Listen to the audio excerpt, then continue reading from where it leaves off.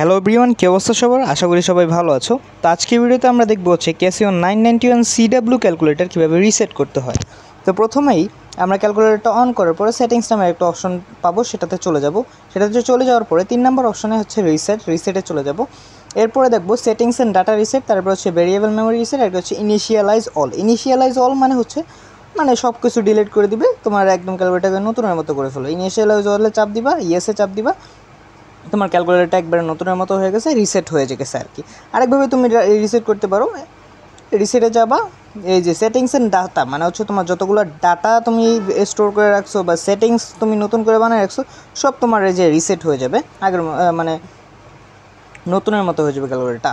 ঠিক আছে, তো এইভাবে দুইভাবে তুমি রিসেট করতে পারো। বাট এই যে ইনিশিয়ালাইজ অল দিলে তোমার একদম নতুনভাবে ক্যালকুলেটরটা একদম রিসেট হয়ে যাবে। তো ইনিশিয়ালাইজ অল দিয়েই রিসেট করে ফেলবা, এটাই বেশি ভালো।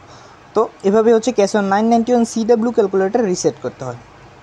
ঠিক আছে, আশা করি সবাই বুঝতে পারছো। দেখা হবে অন্য কোনো ভিডিওতে।